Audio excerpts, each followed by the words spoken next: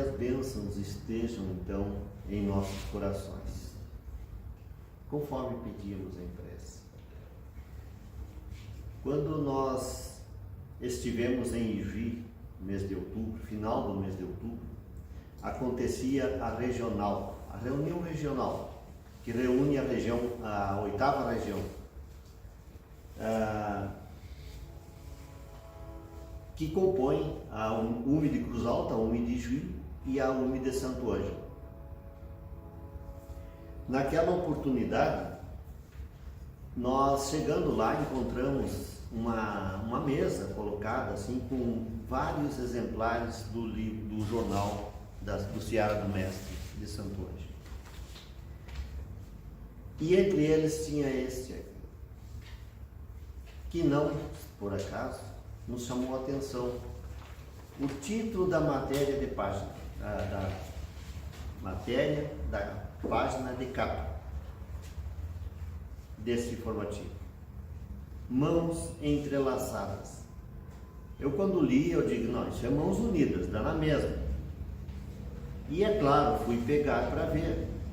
E quando li, que eu peguei e li, o Luiz Roberto Scholl, nosso amigo, já presente conosco aqui na nossa casa, estava mais ou menos próximo. Eu disse, Luiz, é Mãos Unidas, né? Diz ele, é. E eu fiz essa matéria a partir do livro que vocês nos deram quando estivemos lá em 2019. Quando ele esteve aqui naquele ano, nós entregamos a todos os visitantes de fora um mimo. E o mimo daquela oportunidade era o livro Mãos Unidas. E ele levou para casa, disse que não tinha lido ainda, e se encantou com o livro e fez uma matéria. É esse jornalzinho que todos vocês receberam aí. Mãos entrelaçadas. E nós, é claro, não poderíamos perder a oportunidade. Vamos fazer um trabalho em cima, uma meditação em cima desse material.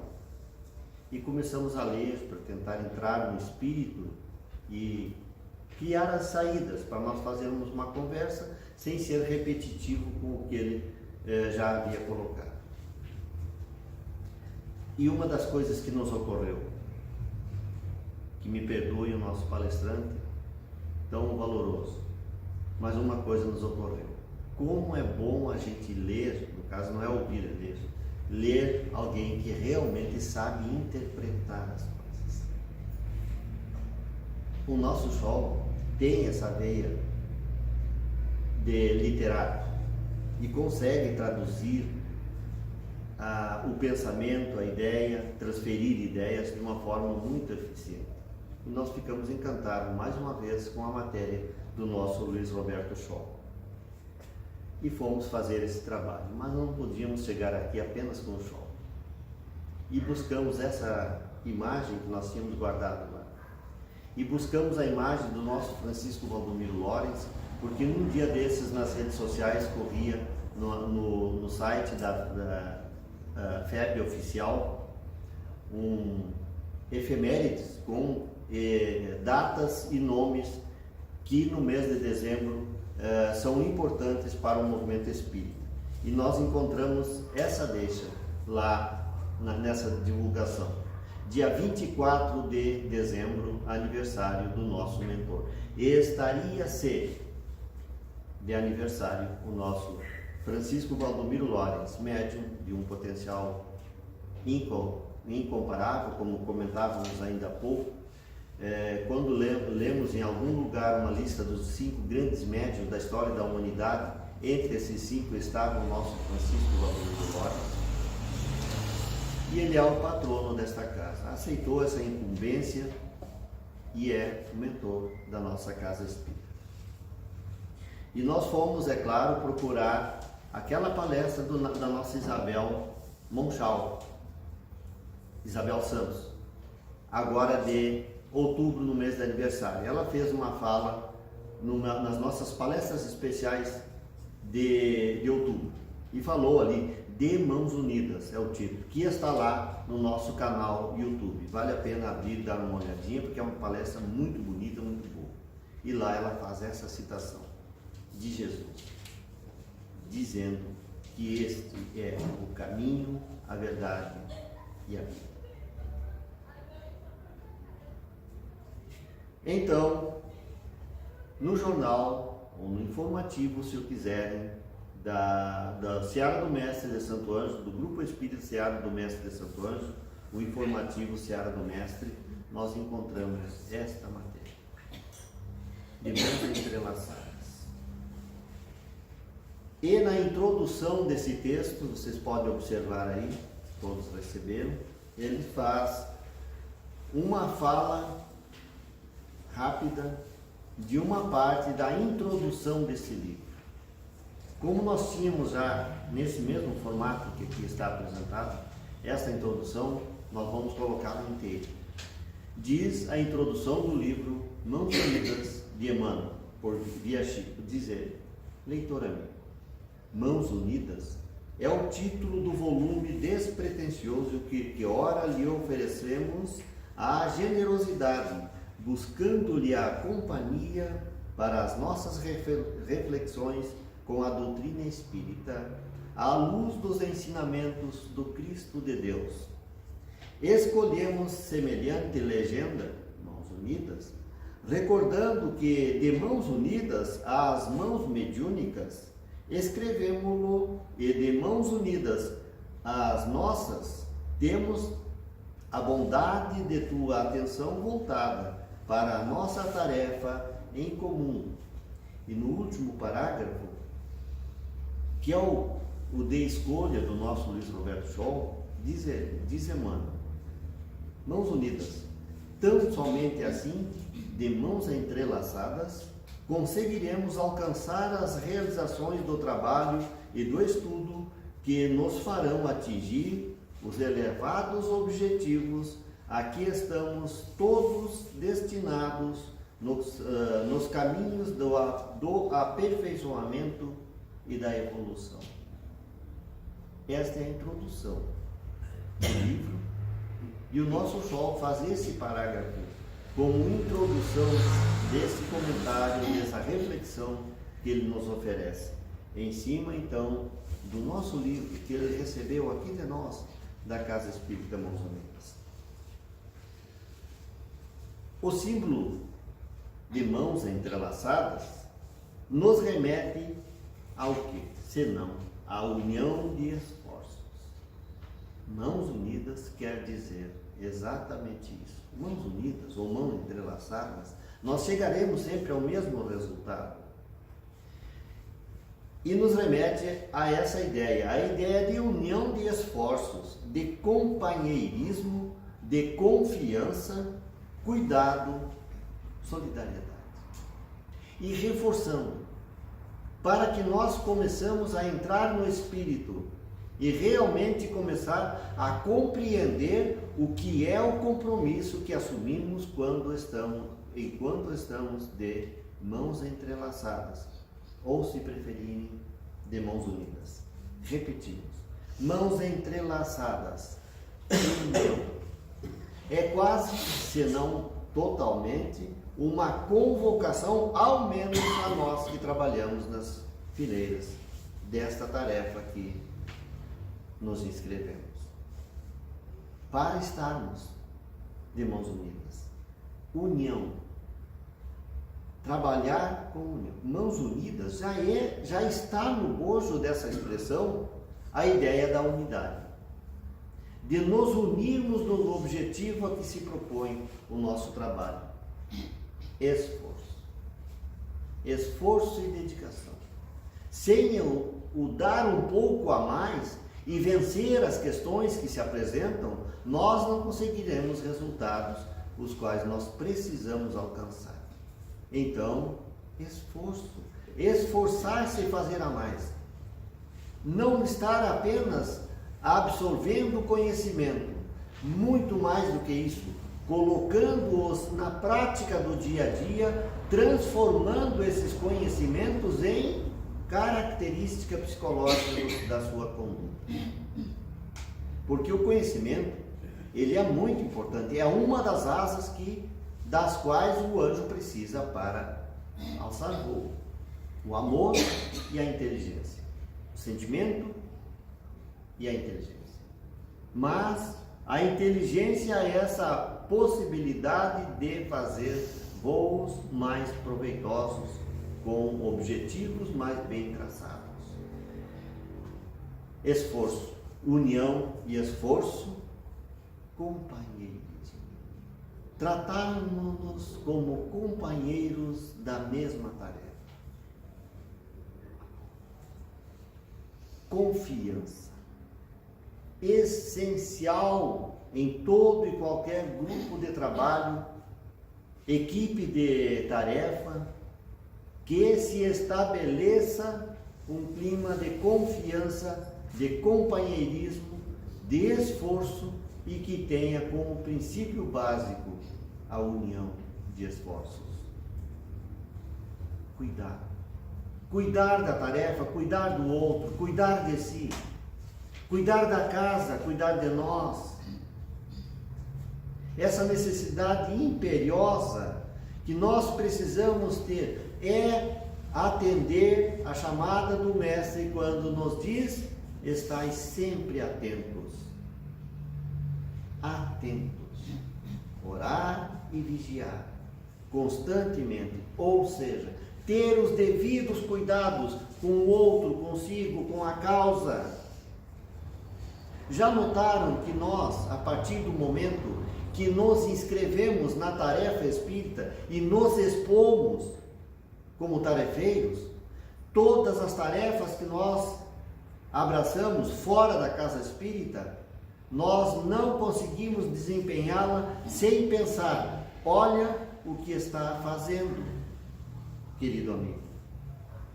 Porque isso reflete na tarefa que não é tua e que é da casa espírita. Quantas vezes tu está para fazer algo e desiste, deixa de lado, porque a responsabilidade espiritual te chama a atenção. E aqui um pequeno entre parênteses, uma espécie de meia-culpa. Quantas oportunidades esse tipo de pensamento já me salvou.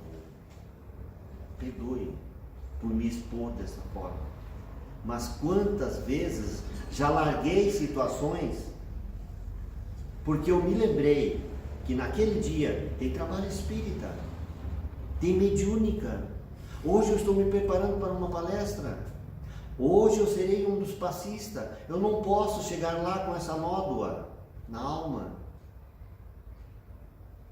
O senso de responsabilidade, de cuidado, nos faz pensar, porque não é compatível determinadas atitudes que nós tomamos vida fora com o pensamento que você expõe a partir do momento que se assume como espírita, como tarefeiro.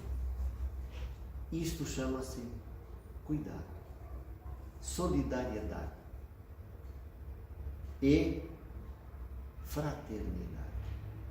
E notem que todos eles estão com uma estrelinha. Por quê? Para deixar acentuado essa lista de características que nós precisamos tomar atenção a partir do momento que começamos a aprender o que a doutrina espírita tem para nos ensinar. Nos propomos a trabalhar de mãos unidas ou de mãos entrelaçadas. Por isso, precisamos de união, de esforço, de companheirismo, de confiança, de cuidado para conosco e para com a causa, solidariedade. E essa tem que se extrapolar não apenas dentro do movimento, não apenas dentro da casa, mas tem que ser uma característica de todos nós, a solidariedade. Nunca se permitir estar diante da dor e do sofrimento e sair como se nada tivesse acontecido, não é comigo. Não cabe na nossa alma esse desculpismo. Fraternidade, que é amor aos amigos, amigo de todos, que é tratar com zelo, com cuidado, com valor a todas as criaturas, em nome da fraternidade. Mas o que são esses elevados objetivos a que Emmanuel faz referência nesse texto? Estará de acordo com os meus interesses esses elevados objetivos? Os meus interesses estão de acordo com aqueles elevados objetivos a que se refere Emmanuel? Quero dedicar esforço e cooperação mútua? Eu quero realmente isso? Ou faço por obrigação? Vejam que nesse momento nós nos cobramos e fazemos esse mergulho interior para a reavaliação das nossas escolhas, dos nossos valores.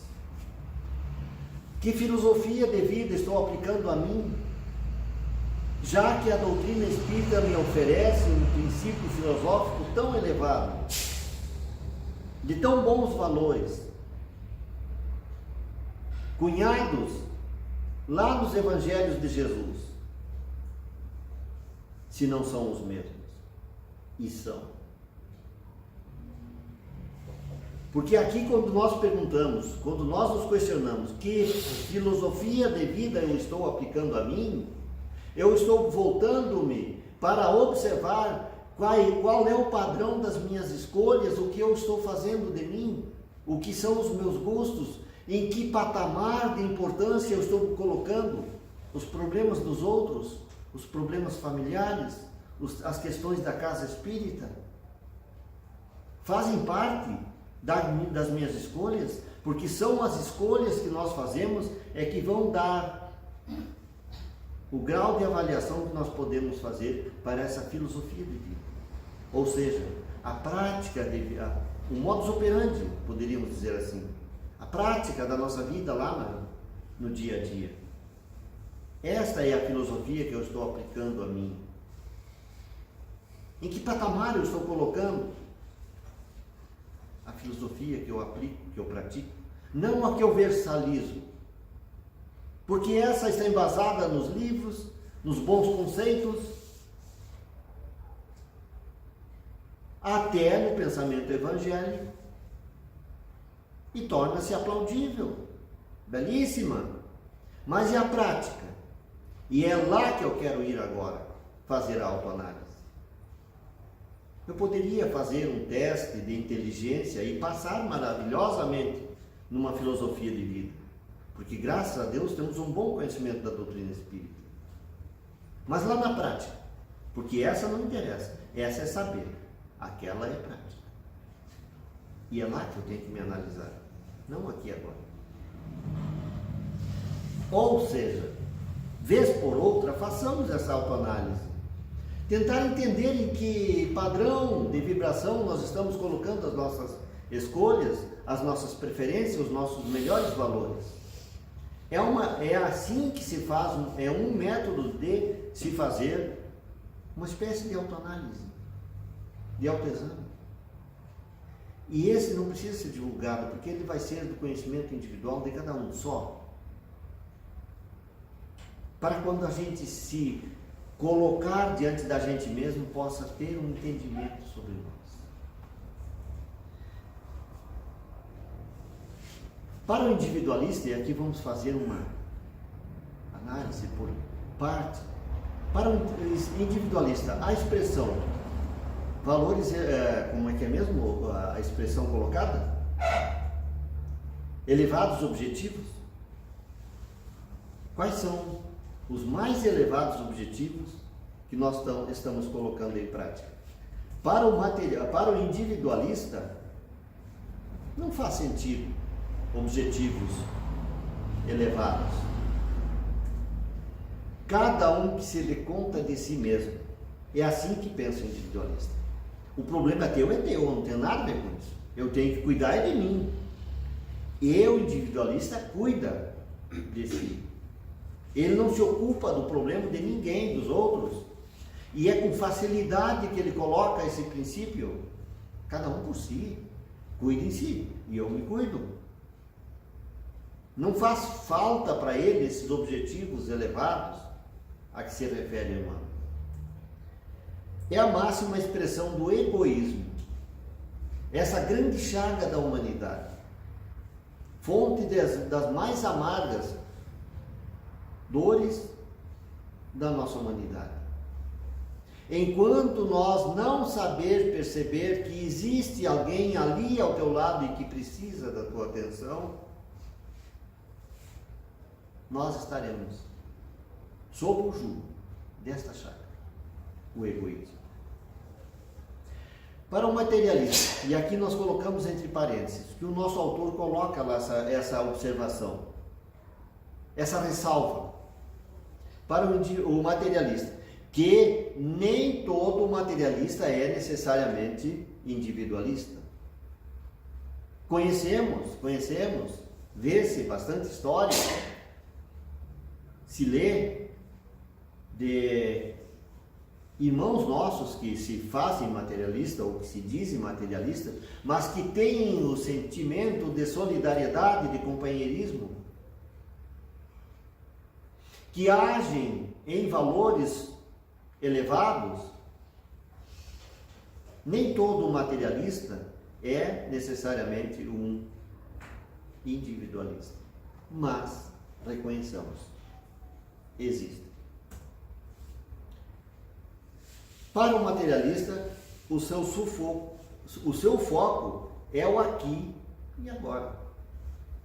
Porque ele não acredita na questão do espírito. Ele não projeta a vida além da vida. Ele não tem por que assumir compromissos que estão no futuro, num futuro que não lhe pertence. É assim que ele pensa. Então o foco dele está no aqui e agora. Então o que ele fizer está bom, porque quando ele morrer, ele morre junto. Ele não tem compromisso moral com o futuro ou com os outros. Ele quer satisfazer-se. E pronto. É uma forma de egoísmo, de individualismo, sim. Ele pensa nas suas conveniências. E é aqui que está o grande problema. Porque as nossas conveniências humanas, quando pessoais, elas sempre vêm com problemas para o nosso futuro espiritual, para os outros. As nossas conveniências são nossas, não são dos outros. E aqui é que a gente faz erro, que assume prejuízos de consequências. Porque essa avaliação sempre será parcial, incompleta, e traz amargos reversos logo um pouco mais adiante. Pensa nos seus interesses, porque ele não tem por que pensar na humanidade, no espírito, no futuro, na outra vida. Ele não tem essa questão. Então o limite de regra deles não existe. Ele não se policia, não tem por que se policiar. Para o espiritualista e espiritualista, aqui nós somos obrigados a dividir em duas categorias de espiritualistas. Na primeira, valoriza a união e a cooperação, mas somente entre os seus iguais, os da sua religião, os da sua crença, os do seu partido, o do seu clube de futebol, da sua vila, da sua igreja, da sua família. Esse é um tipo de espiritualista, incompleto, mas é. Ele sabe que há um espírito, pensa como espiritualista, age como espiritualista, mas tem limites. Como é lá daquele outro país, como é lá daquela outra religião, não é comigo. Deixa de lado. É um espiritualista incompleto, mas classificável como espiritualista. E tem aquele outro, aquele que sintoniza com o pensamento cristão, aquele que se reveste dos conceitos dos evangelhos de Jesus, pensa no próximo. Todos são o próximo, todos nós somos próximo de alguém. Ele amplia esse conceito. Ele sabe perceber como, por exemplo, sintoniza com o pensamento de Jesus quando ele nos conta a história do bom samaritano que descia, que viajava e que foi assaltado pelos bandidos, deixado semi-morto. Alguém foi e vem esse samaritano, que nós já observamos em outros momentos, o samaritano, aquele que era enjeitado pelos judeus, que tinha aquelas grandes querelas com os judeus, e que eram, portanto, classificados como criaturas indesejáveis, inferiores, mas foi ele que pensou no próximo, e não calculou os prejuízos, e levou na sua própria montaria até uma estalagem, até hoje nós chamamos de hotel, deu-lhe abrigo, deu-lhe todos os remédios, as formas de cuidado que precisava, e ao sair no outro dia ainda recomendou e deixou valores com o estalajadeiro para que cuidasse dele até que precisasse, e o que montasse a mais ele devolveria no seu retorno. Isto é pensar no próximo, isto é pensar no outro, conforme nos ensina o Evangelho de Jesus.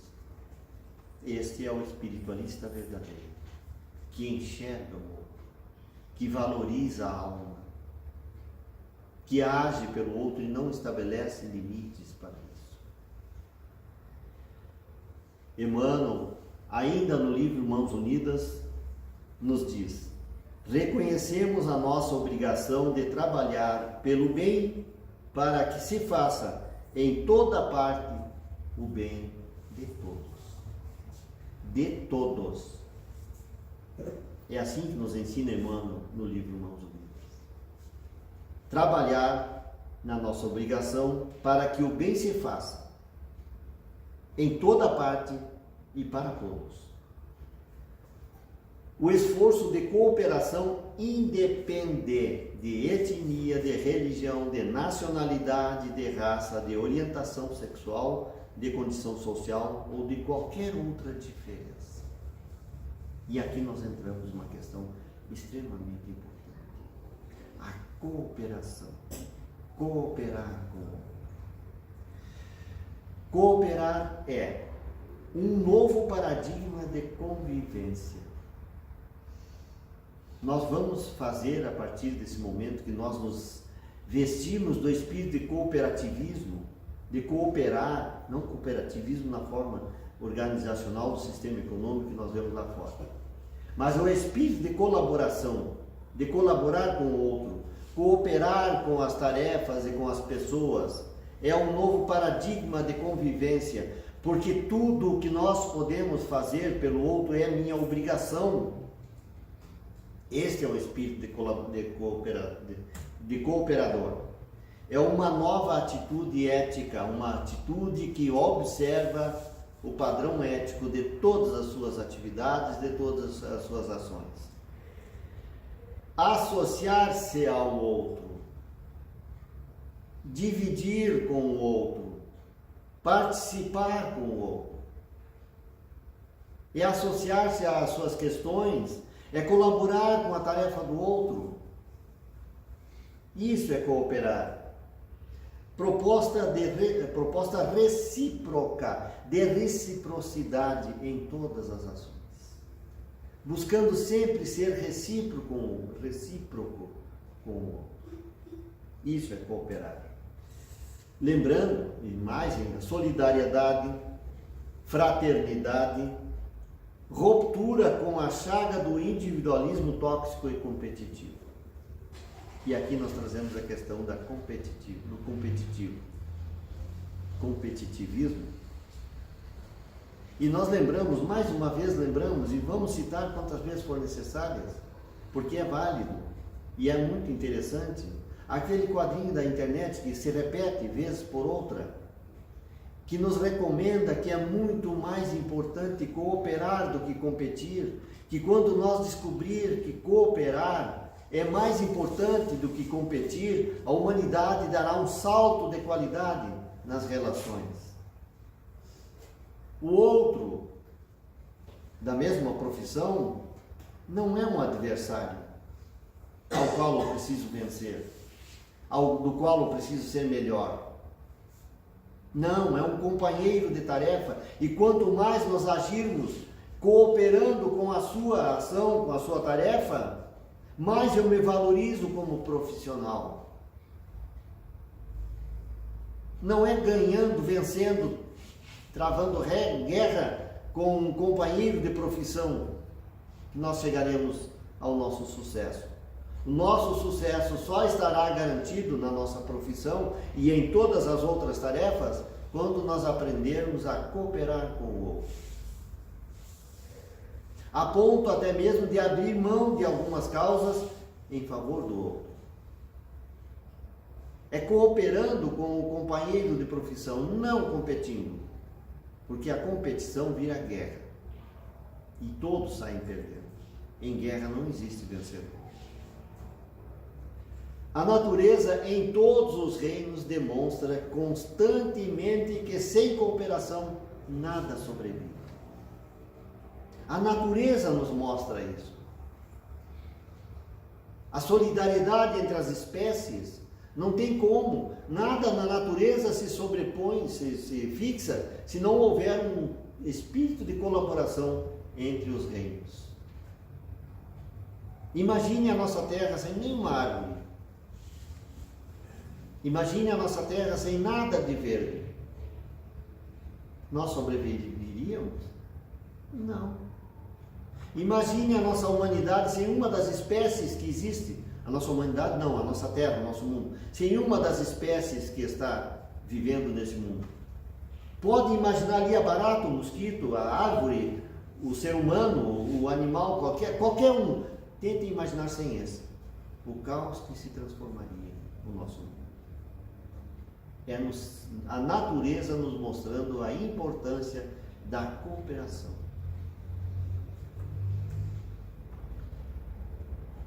Nas grandes calamidades, e este é um tema muito atual, as grandes calamidades, olhem só o espírito de cooperação que nasceu ali, que nasce nessas oportunidades. O mundo inteiro se mobilizou por causa da região aqui da Serra, de Porto Alegre, do estado do Rio Grande do Sul. Como comentávamos ontem aqui em uma das nossas conversas, vieram soldados, bombeiros, do Mato Grosso, de Minas Gerais, de São Paulo, do Rio de Janeiro, vieram de profissionais de várias ordens, de várias características do Brasil inteiro trabalhar aqui. Ainda ontem tinham os profissionais da Holanda trazendo conhecimento para a região de Porto Alegre. É o espírito de solidariedade, de cooperação, que se acentua nessas oportunidades. E que bom que a gente aprenda, pelo menos nesses momentos tão dolorosos e tão críticos, a ser mais solidários uns com os outros. Mas aqui eu quero fazer outro entre parênteses.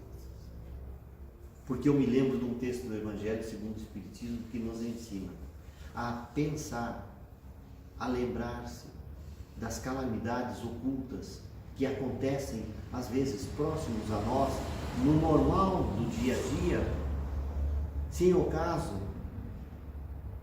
sem provocar alarido nenhum. Calamidades esquecidas de irmãos nossos que não têm coragem de colocar-se a pedir, pessoas que não têm força para pedir e precisam de socorro, precisam de carinho. Esta calamidade também precisa ser lembrada urgentemente por todos nós, não só as grandes calamidades. Os princípios do Espiritismo, que são justiça divina, a imortalidade da alma, a pluralidade das existências, a perfectibilidade do Espírito, nos trazem referências seguras. Nos ensinam referências seguras desse espírito de colaboração, de solidariedade e de amor ao próximo. Porque no momento que você percebe que há uma justiça divina e que ela é perfeita, as coisas mudam muito de figura na nossa vida. Porque nós passamos a ter no que e por que confiar. Quando nos damos por conta da imortalidade da alma, como muda o padrão dos nossos valores quando nos percebemos como espíritos eternos e que não morrem com a morte do corpo, vencemos necessariamente o nosso egoísmo, o nosso individualismo. Porque nós nos colocamos, nos vemos diante de um universo que se coloca para nós quando somos espíritos em evolução e que estamos a caminho de ser perfeitos. Sede perfeitos, como nos ensina o Mestre Jesus. Estamos a caminho. E isso muda também grandemente os nossos valores. Outro fator extremamente importante: a influência que o grupo exerce sobre o indivíduo. E essa é uma reflexão nossa, do grupo que compõe a Casa Espírita Mãos Unidas, encarnados e desencarnados, tarefeiros ou apenas visitantes. Lembremos-nos disso, a influência que o grupo exerce sobre o indivíduo. Porque nós vamos nos influenciando, e como é bom ter pessoas que nos dão bons exemplos, que nos falam das questões do espírito, que nos ajudam a estudar a alma, a vida, a nossa relação com Deus. O grupo influencia nas nossas decisões, mas lembremos-nos, nós influenciamos o grupo. E as nossas características passam a fazer parte das características do grupo. E quando alguém pensa no grupo que compõe a Casa Espírita Mãos Unidas, lá estará os valores individuais de cada um de nós. Lá no livro dos médiuns, Allan Kardec fala da influência do meio nas questões da mediunidade. As influências do meio é isto, essa influência que nós exercemos uns sobre os outros. Quando nós estamos diante de alguém, os nossos melhores valores se confirmam como eles se firmam em nós. Já observaram? Quando os nossos valores esbarram nos valores do outro e nós nos sentimos chocados e mudamos um pouco também o padrão dos nossos valores. Então essa influência tem que ser positiva e cada vez melhor para nós e para os outros, para nós saber avaliar o que é que nós estamos trazendo para dentro dos grupos que nós fazemos parte, na família, no trabalho, na casa espírita ou em qualquer outro meio. Os valores do grupo influenciam a nossa personalidade e nós vamos nos formando também com esses valores que nós captamos e absorvemos do grupo que nós fazemos parte. Como é importante a gente parar e pensar nisso. Como é importante a gente pensar na influência que nós exercemos sobre outras almas. Nós temos responsabilidades seríssimas com relação ao que nós passamos de valores para os outros. Diz que a evolução ela é individual, cada um faz a sua. Mas nós temos que lembrar que as pessoas assimilam seus valores pela avaliação que fazem do comportamento das pessoas, que eles classificam como importantes. É verdade. Mudem a liderança de uma nação inteira para vocês verem como muda os valores das coisas. Eu quis dizer uma mudança radical. Como muda, como é diferente. E assim é nos grupos. Quando formos eleger os nossos líderes, pensemos bem quem que nós vamos colocar como cabeça. Porque as pessoas vão valorizar demais as atitudes dessas pessoas. E vão assimilar os seus valores a partir do que observam do comportamento desses seus líderes. Para sentir paz, harmonia, bem-estar, segurança, a comunidade também tem que ser assim. Tem que ser assim. Tem que ter paz. Uma comunidade, um grupo de pessoas Uma comunidade tem que ter paz, harmonia, bem-estar, segurança. Porque é isso que as pessoas buscam quando se associam a um grupo. Porque elas querem companheirismo, querem sentirem-se solidárias, participativas, querem bem-estar, querem segurança.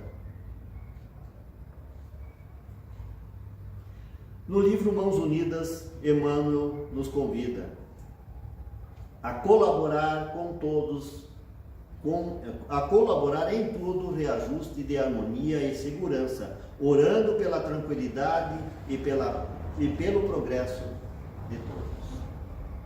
É mais ou menos nesse padrão os ensinamentos de Emmanuel no livro Mãos Unidas. Colaborar em todo o reajuste de harmonia e segurança, orando pela tranquilidade e pelo progresso de todos. E para encerrar, uma poesia de Maria Dolores, quando ela nos diz: prossegue, trabalha, aprende, age e auxilia ao amor. Se alguém te fere, perdoa. Ante as trevas, faze luz. Não vais a sós, muitos somos. E na imensa caravana de socorro à vida humana, o guia excelso é Jesus.